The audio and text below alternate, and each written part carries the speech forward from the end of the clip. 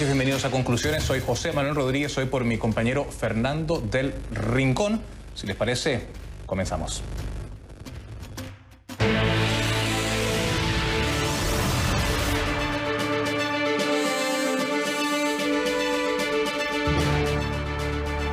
Comenzamos Conclusiones con una nota en desarrollo en Estados Unidos. Acaba de empezar un toque de queda en Pelham, Alabama, mientras se decretan nuevas alertas por tornados en la parte central del estado. Hasta 7 tornados potencialmente catastróficos se formaron este jueves en el estado según el Servicio Meteorológico Nacional. Uno de ellos mató al menos a 5 personas en el condado de Calhoun, hirió a un número de personas aún todavía por determinar. En la ciudad de Pelham, según ha dicho la policía, entre 30 y 50 viviendas han resultado con algún tipo de daños. César Villaseñor, de tan solo 22 años, fue sorprendido precisamente en una carretera junto a su jefe. Iba conduciendo tratando de ponerse a buen recaudo cuando fue sorprendido aparentemente por uno de estos tornados. Estaban buscando precisamente, como les decía, refugio y logró grabarlo todo, absolutamente todo, con su teléfono celular. Veamos alguna de estas imágenes.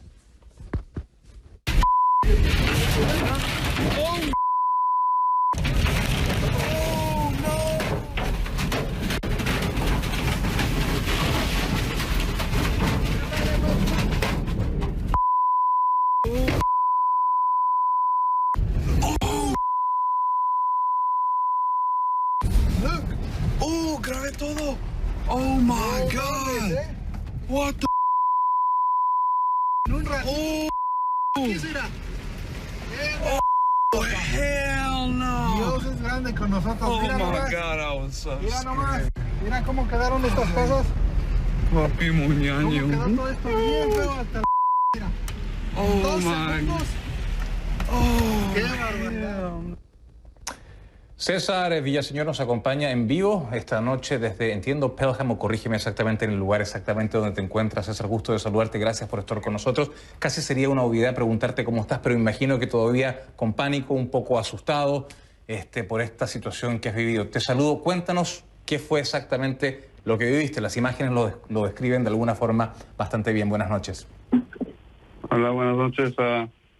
No, pues sí, aquí andamos bien asustados, pero sí, andaba bien feo. No, íbamos saliendo del trabajo y íbamos para la casa con mi patrón y nomás estaba clarito el día y pues yo pensé que ya había pasado todo y no, que nomás de repente como a media milla de nuestra casa ya íbamos a llegar y no, que de repente nomás empieza a llover bien feo y que mejor se parquea el patrón y ahí nos cayó todo y que un árbol enfrente de nosotros, como vieron en el video, cayó, por poquito nos pega y atrás de nosotros cayó otro árbol y el viento lo recogió y nos pegó en la ven y quedó bien feo la ven de atrás, pero Claro. pues aquí estamos vivos y estamos. Vivos y de milagro, y cuánto nos alegramos. ¿A qué te dedicas, César? ¿Cuál es tu ocupación? Ando en remodeling, remodelaciones, de todo, de pisos, de lo que sea. Claro, mayormente de viviendas. César, cuéntanos, siempre cuando hay tornados hay advertencias en la radio, en la televisión. ¿Ustedes tuvieron algún tipo de información? ¿Recibieron esta información? ¿Sabían que estos tornados podían pasar por ahí? Porque ciertamente que más o menos hay cierta precisión respecto a dónde los tornados podrían acontecer. ¿Qué supiste a través de las noticias? Cuéntanos. Pues todo el día andaban marcando que no, pues desde ayer andaban diciendo que no, que se va a poner bien feo hoy.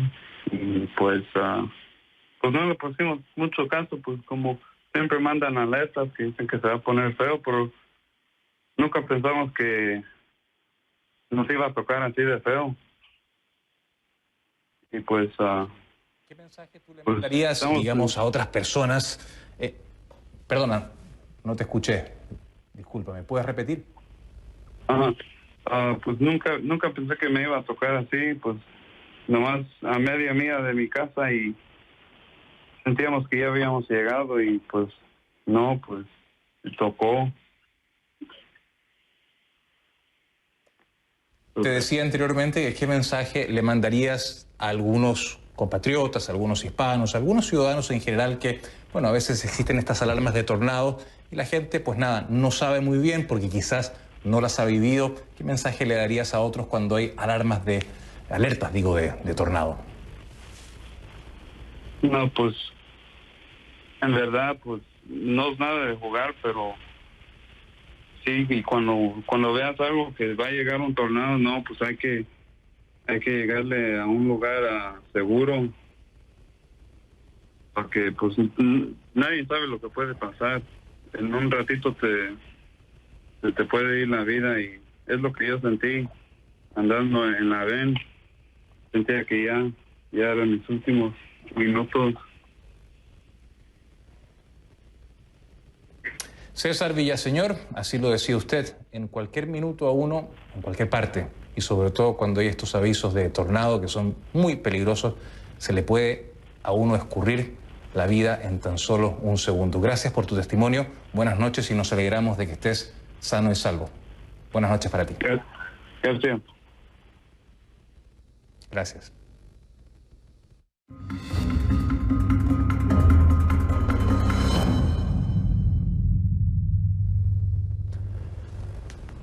Les pido que a partir de este momento me acompañen utilizando la etiqueta numeral Conclu COVID Latam, numeral Conclu COVID Latam. Mi cuenta en Twitter es @JosemanuelCNN, @JosemanuelCNN, y la del titular de este programa, Fernando del Rincón, es @SoyFDelRincón, @SoyFDelRincón. Bueno, vamos a México porque precisamente al principio de la pandemia el subsecretario de Prevención y Promoción de la Salud de ese país, Hugo López-Gatell, hizo una estimación sobre el número de muertes por coronavirus en su país que terminaría por quedarse muy pero muy alejada de la realidad mexicana. Recordemos esa proyección de junio del año 2020. El mínimo era 6,000. Otro escenario era 8,000, otro era 12,500, que lo presentamos en una conferencia de prensa el 27 de febrero, allá en Lieja, en la Secretaría de Salud, y teníamos así hasta 28,000, que se redondea a los 30,000, e incluso un escenario muy catastrófico que podía llegar a 60,000. Bueno, un escenario muy catastrófico que pudiera llegar a 60,000, decía López-Gatell, como usted acaba de escuchar, pero hoy la catástrofe es más de 3,2 veces mayor. México sobrepasó este jueves las 200,000 muertes por coronavirus. Es el tercer país del mundo con más fallecidos en la pandemia, tan solo por detrás de los Estados Unidos y también de Brasil. La Secretaría de Salud también confirma más de 214,500 contagios. Esa es la cifra que está estimando. Vamos de inmediato en vivo con mi compañero Mario González, que se encuentra con más información sobre este nuevo récord que lamentablemente se ha establecido en México. Mario, gusto de saludarte. Buenas noches. Cifras bastante malas para el gobierno. ¿Cómo esto se está reflejando en las calles cuando el gobierno está en un proceso de vacunación bastante agresivo en este momento? Pero bueno, falta mucho para llegar a aquella meta y lograr la inmunidad, digamos, comunitaria. Te saludo, Mario. Buenas noches para ti. ¿Cómo estás? Me da gusto saludarte. Pues sí, ya hablabas del escenario más catastrófico. No creo que se le pueda poner un nombre a este escenario que estamos viviendo, con 200,211 fallecimientos desde que inició la pandemia. Hace 2 días comenzamos la jornada de sana distancia, el confinamiento. Celebrábamos el primer aniversario apenas hace 2 días y ahorita estamos ya hablando de este escenario de 200,000 que superaremos, por supuesto, en los próximos días. Y el asunto y la preocupación en la que han estado insistiendo las autoridades desde los últimos días, José Manuel, es que podría presentarse una tercera ola de contagios que viene de Sudamérica. Ya hablabas del caso de Brasil. Hoy está registrando más de 100,000 casos positivos Brasil en un solo día, en una sola jornada. Chile es otro de los ejemplos que lleva tal vez la mejor programa de vacunación de toda América Latina y también está enfrentando un problema de contagios. Es decir, se acerca una tercera ola con nuevas variantes, lo cual puede hacer más contagioso este virus. México ha apostado a la vacuna como una de las estrategias fundamentales, pero las vacunas están llegando a cuentagotas. Se tiene calculado aproximadamente 6 millones de vacunas ya aplicadas en los brazos de los mexicanos, de 10 millones que existen disponibles. Hay un problema ahí de 4 millones que no se sabe exactamente o no se sabe claramente dónde están, y hoy explicó eso el subsecretario Hugo López-Gatell. Dijo que se están en proceso de distribución, que ha sido un problema de otras administraciones también que no conservaron las cadenas de resguardo, de frío y de distribución de las vacunas, y que eso ha sido un problema. Pero el gobierno mexicano sigue apostando eso. Hoy por la mañana el presidente López Obrador hablaba del acuerdo al que llegó con Estados Unidos para la entrega de vacunas de AstraZeneca. Vacunas de AstraZeneca que han sido muy cuestionadas y que ya están aprobadas por la Organización Mundial de la Salud, pero en Estados Unidos no han sido aprobadas por las autoridades regulatorias. Si te parece, vamos a escuchar lo que dijo López Obrador esta mañana en esta estrategia con las vacunas. El presidente Biden aceptó apoyarnos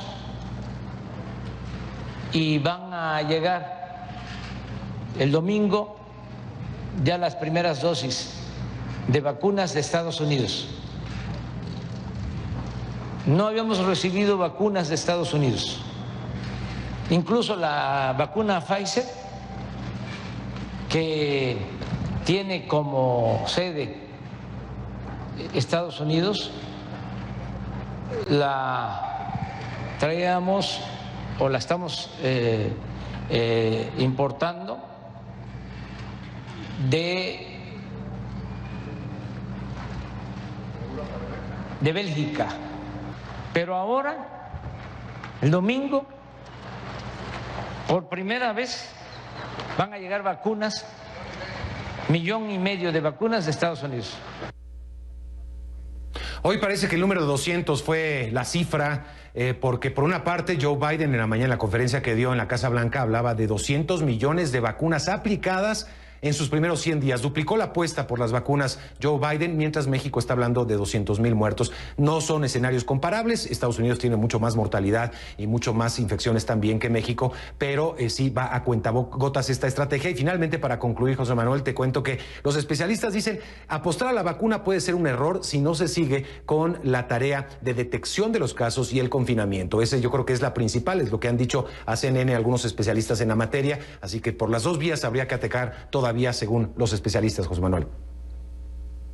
En definitiva, mi querido Mario, no bajar la guardia. Gracias por tu reporte tan completo en vivo desde la Ciudad de México. Buenas noches para ti. Buenas noches. Bueno, nosotros seguimos al hilo de esta materia porque desgraciadamente tenemos más noticias y no muy buenas que contarles. Brasil, por su parte, se ha convertido en una amenaza mundial. Durante esta pandemia acumula, fíjese, más de 303.400 muertos y este jueves se ha reportado un nuevo pic de contagios, un nuevo récord, más de 100.000 en 24 horas. Repito, más de 100.000 en apenas 24 horas. No hay suficientes vacunas, ni tampoco insumos médicos y tampoco restricciones para a esta hora ofrecer, digamos, frenar los contagios. Además, la ocupación en las unidades de cuidados intensivos es extremadamente alta en casi todo el país. La Asociación de Hospitales Privados emitió un comunicado este jueves en el que asegura que los centros privados solo tienen anestésicos suficientes para los próximos 3 o 4 días. Repito, solo tienen anestésicos suficientes para los 3 o 4 días. En el vecino Perú, casi el 40% de los nuevos casos son de la llamada variante brasileña, muy peligroso. Chile ha debido, por su parte, decretar una nueva cuarentena precisamente en Santiago de Chile. Ha sido la última que se ha agregado para precisamente tratar de disminuir los casos que se están presentando en las últimas horas, en los últimos días, en las últimas semanas, donde ha habido un pic de contagio. Mientras que en Estados Unidos preocupa otro posible punto máximo de contagios. Vamos a hacer un recorrido por todas las Américas sobre este respecto y vamos a comenzar con nuestra reportera aquí en Miami, Ana María Mejía.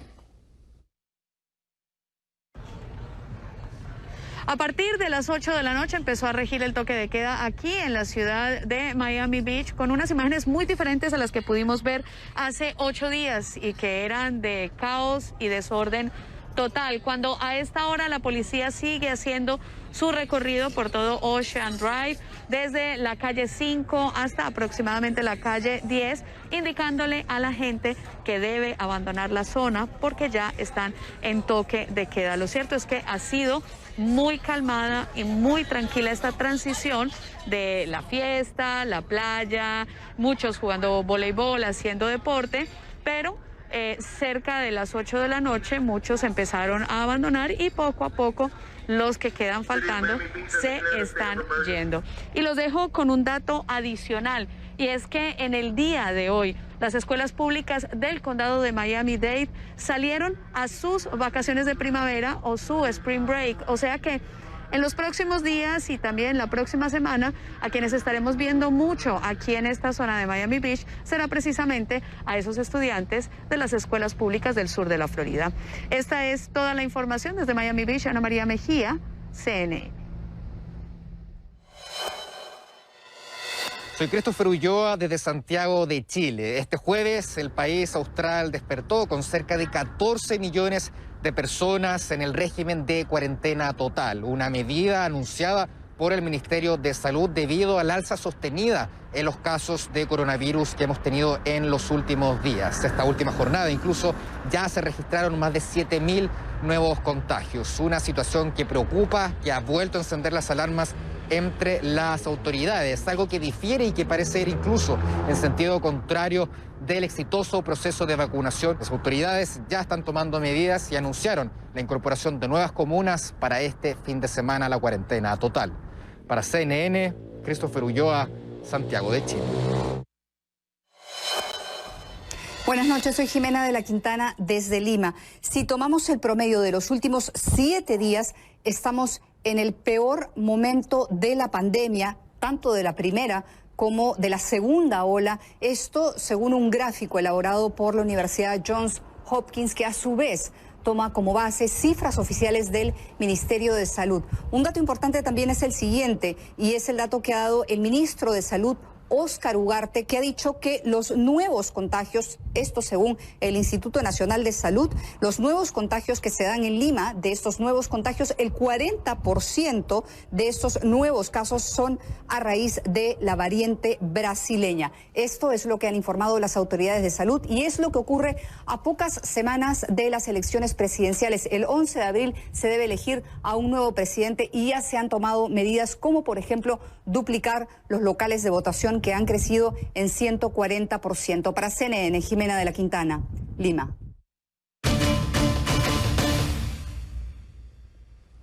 Analizamos esta situación con el doctor Elmer Huerta, él es colaborador de CNN, experto en salud pública, nos acompaña desde Washington DC. Doctor, gusto de saludarle. Comencemos con Brasil.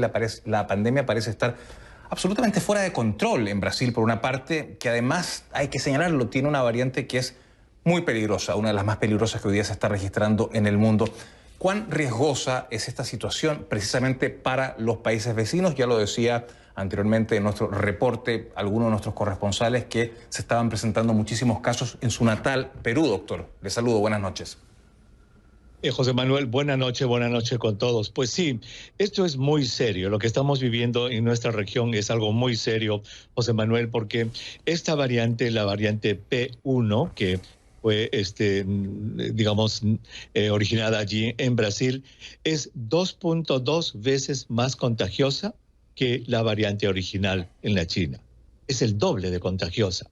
Entonces, al ser mucho más contagiosa, lo que hace es que aumenta el número total de casos. Al aumentar el número total de casos, aumenta obviamente la proporción de casos graves que necesitan hospitalización y cuidados intensivos y el cuidado alrededor de eso, que es principalmente el oxígeno. Y eso es lo que está faltando en la región.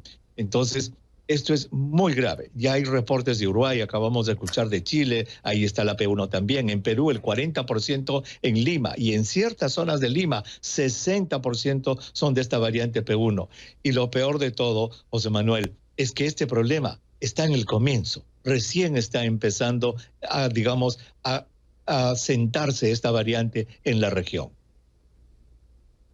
Obligatoriamente tengo que hacerle la siguiente pregunta, porque mucha gente se estará pensando, los pocos millones de vacunados que hay en las Américas pensarán, bueno, ¿y cuál es la vacuna que está mejor preparada para combatir esta variante que es tan riesgosa, doctor?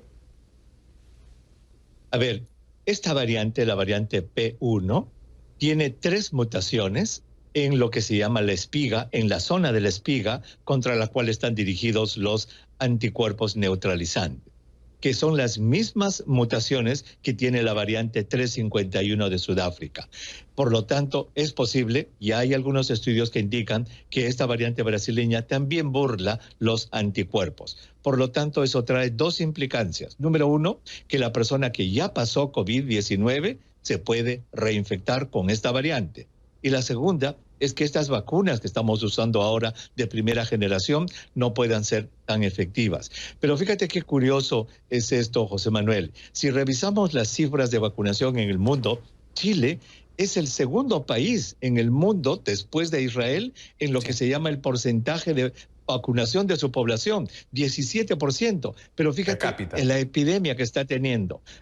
Exactamente, pero fíjate la epidemia que está teniendo, lo cual indica que podrás tener un exitoso programa de vacunación, no llega al 80% que se necesita, pero al mismo tiempo puedes tener una terrible epidemia.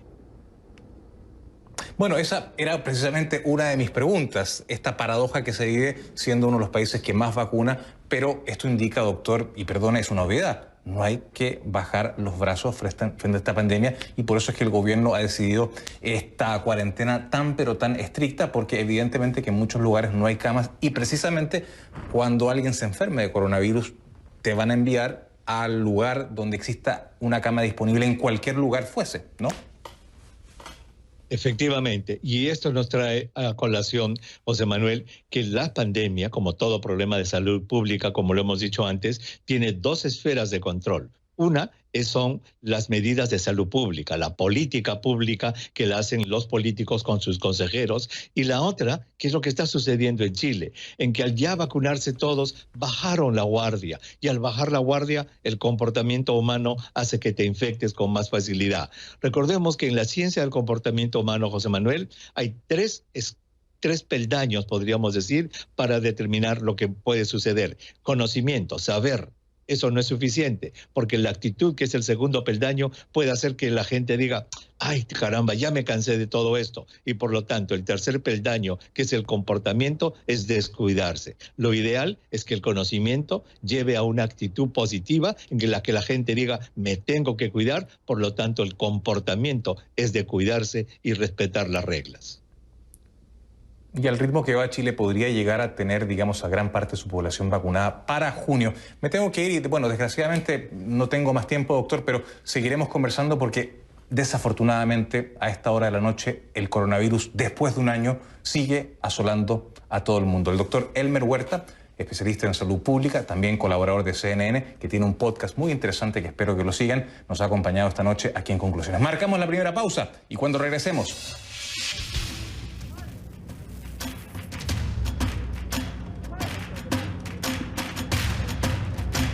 El reto inmigratorio del presidente Joe Biden, más de 500 menores no acompañados han dado positivo al coronavirus bajo la custodia de las autoridades. Esto mucho más al regreso de la pausa.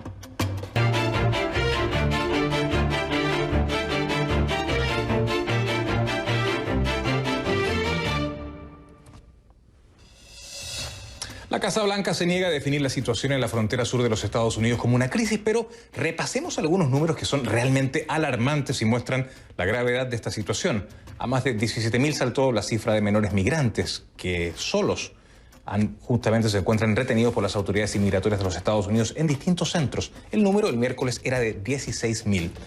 Y por si la cifra no fuese suficiente, preocupante, 528 de estos menores han dado positivo por coronavirus, señala la Oficina de Reasentamiento de Refugiados, la agencia encargada precisamente de cuidar a estos niños migrantes.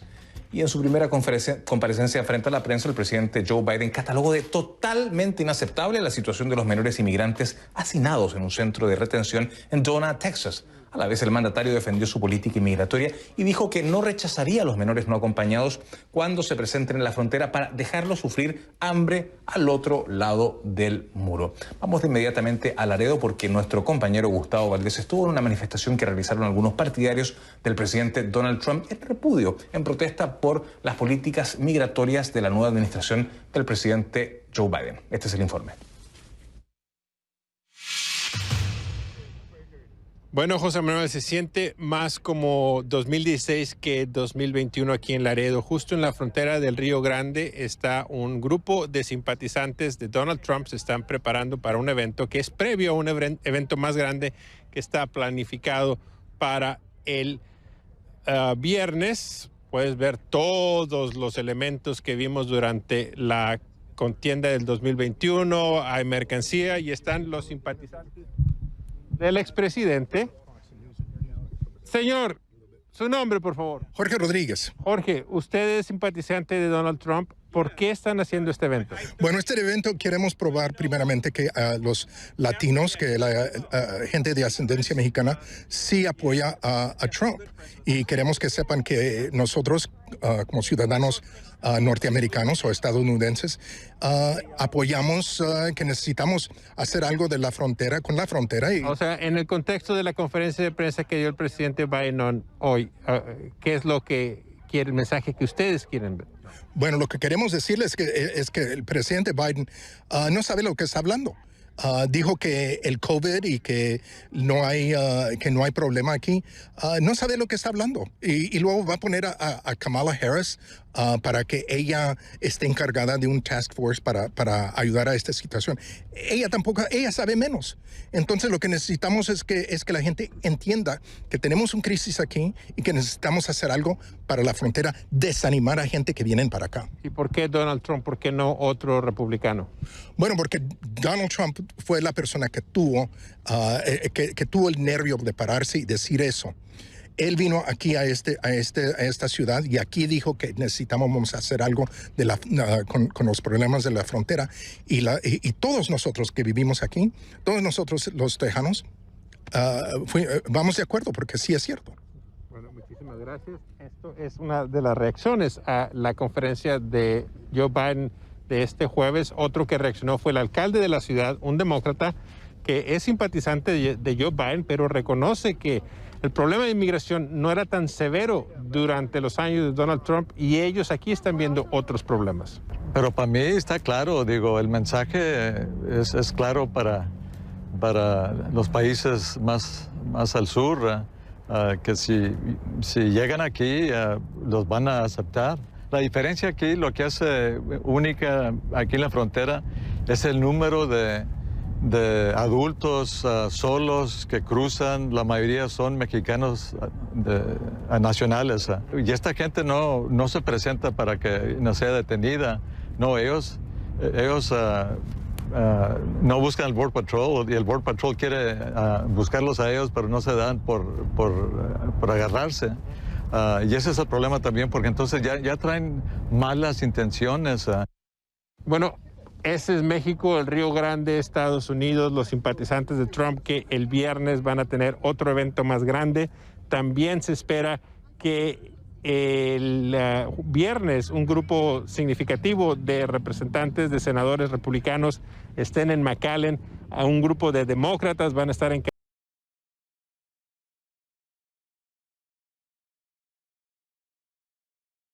Carrizo Springs.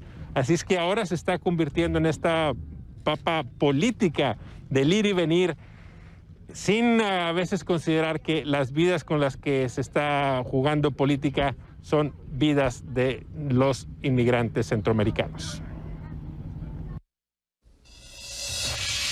Gracias a Gustavo y vamos a la pausa. La visita oficial de Luis Arce a México. No todos están contentos con ella, mientras que la expresidenta Yanine Áñez denuncia supuestos abusos en su detención en Bolivia. Vamos a la pausa y regresamos. Esta es la imagen del día de la NASA. Son dunas heladas en Marte, el planeta rojo. Se encuentran en un cráter de 5 kilómetros de diámetro en las altitudes altas de las llanuras del norte de Marte. La NASA indica que el suelo del cráter helado contiene una variedad de texturas que indican el deshielo estacional causado por la sublimación del hielo. La superficie marciana es extremadamente fría. La temperatura mediana diaria es de unos 50 grados Celsius bajo cero, aunque en algunas ocasiones durante el verano la temperatura media puede alcanzar los 20 grados Celsius.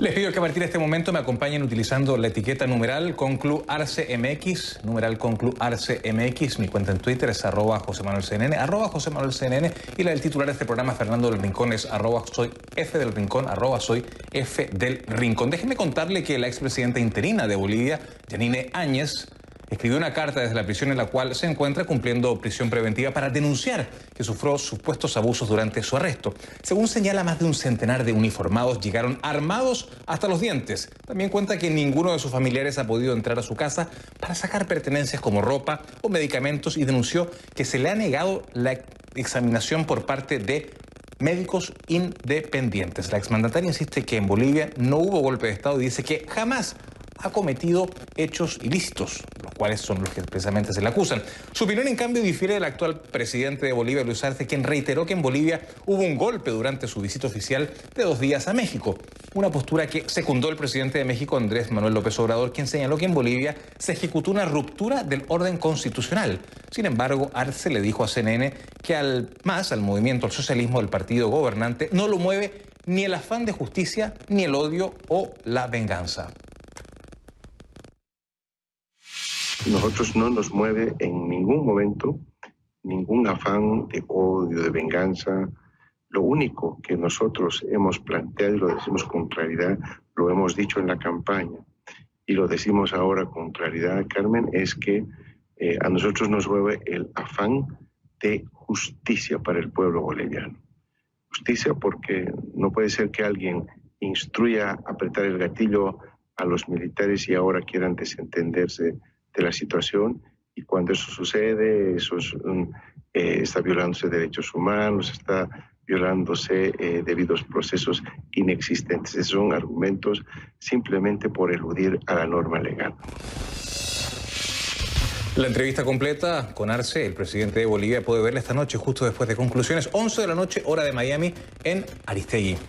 Bueno, y precisamente esta visita se enmarcaba en el aniversario número 190 de las relaciones entre México y Bolivia, pero no todos están conformes con esta visita de Estado. Lo vamos a conversar con mi próxima invitada.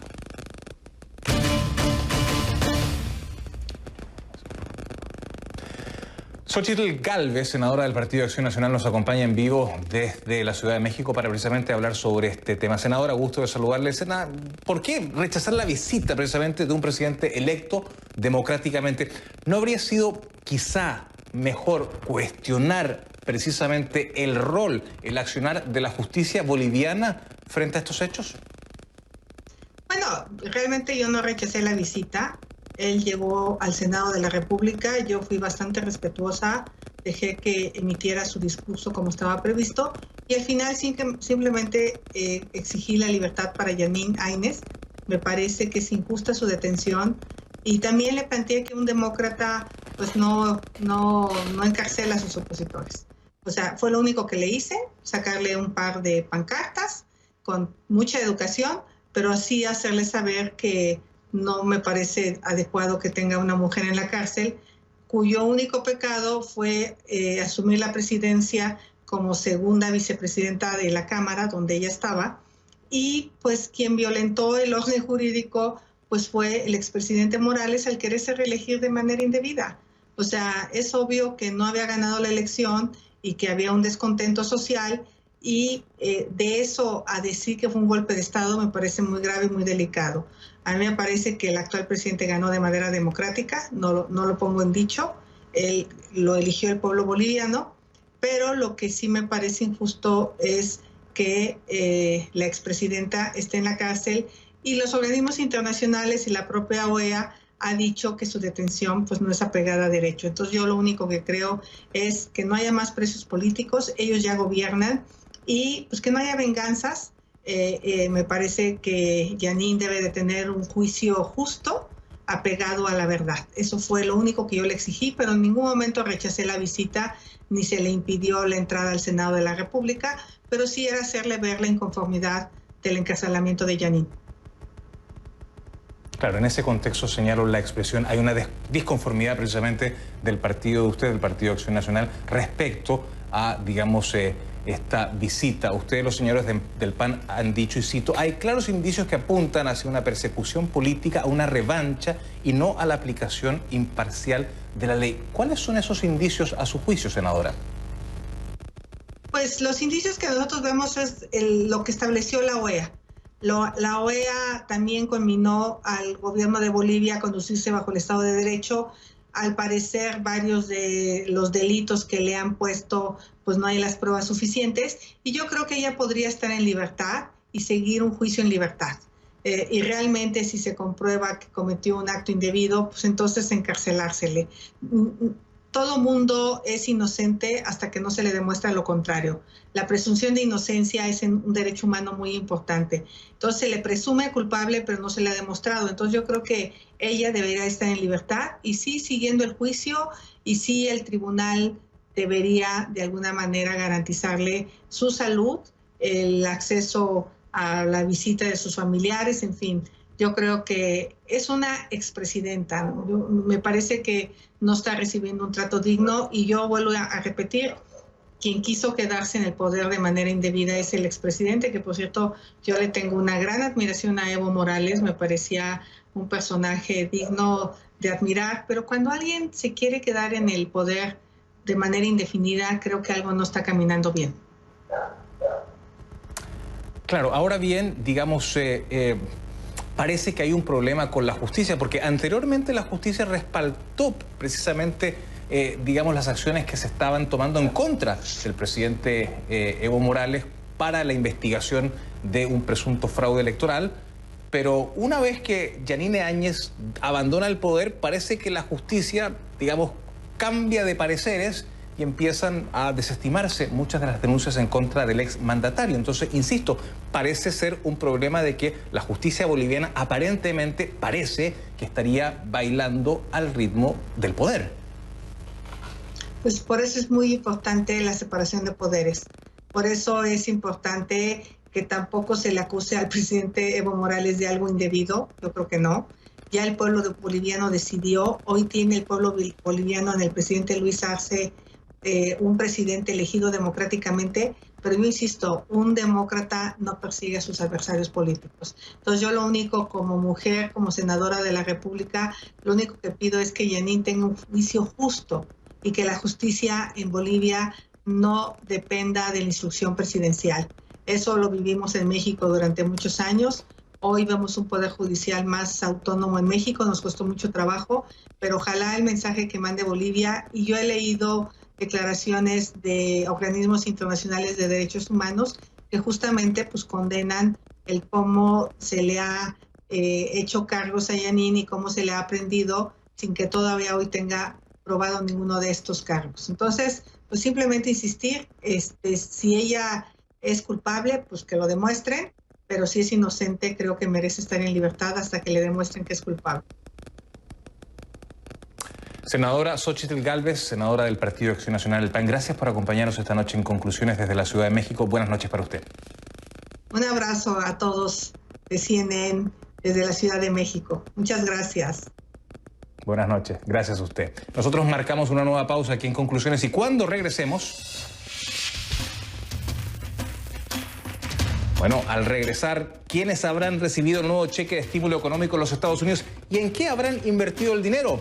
¿Lo habrán gastado? ¿Lo habrán ahorrado? Lo vamos a saber en instantes.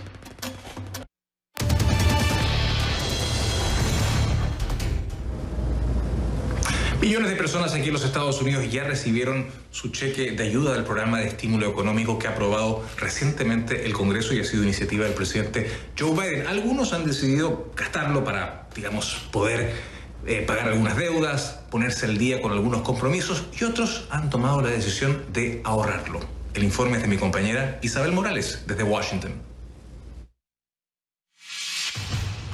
Laura Segura es madre soltera y vive en las montañas de Colorado. Ha tenido que sobrellevar las dificultades de un año de pandemia.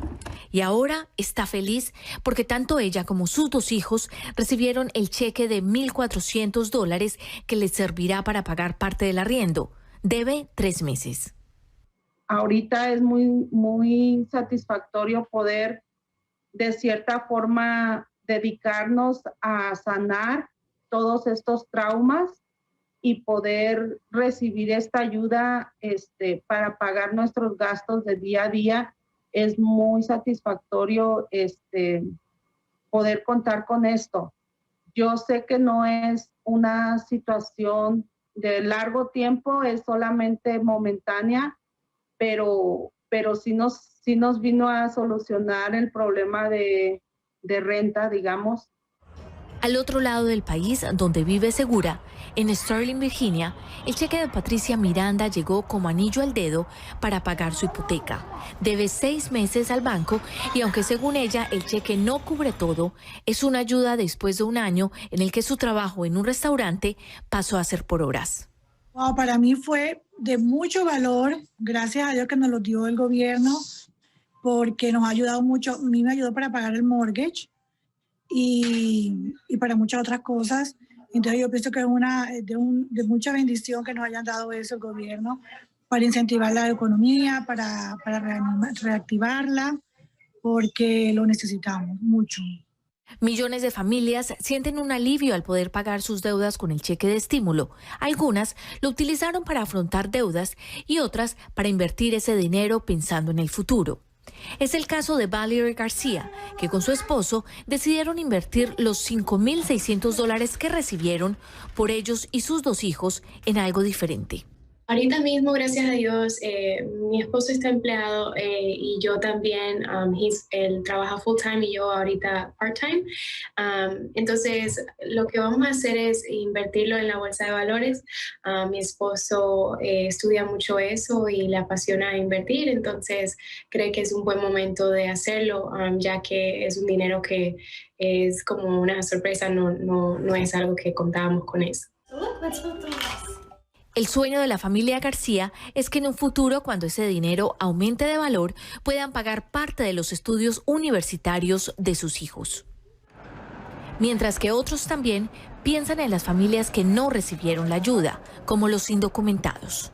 Hay que abogar por toda esa gente que se quedó sin un cheque y que también lo merece, porque son trabajadores intensos. Ellos también pagan sus taxes, ellos también son personas de bien, trabajadoras que han venido a este país pues, a tener una vida digna y pienso que son merecedores también de esa ayuda. La asistencia del cheque se centra en su mayoría en las personas que tienen número de seguro social en el país. El hecho de que algunos indocumentados paguen impuestos no es suficiente para recibir la asistencia.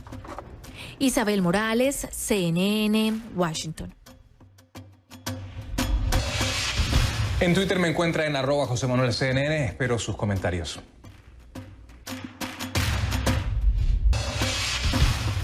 Hasta aquí conclusiones. Gracias. Buenas noches. Nos vemos mañana.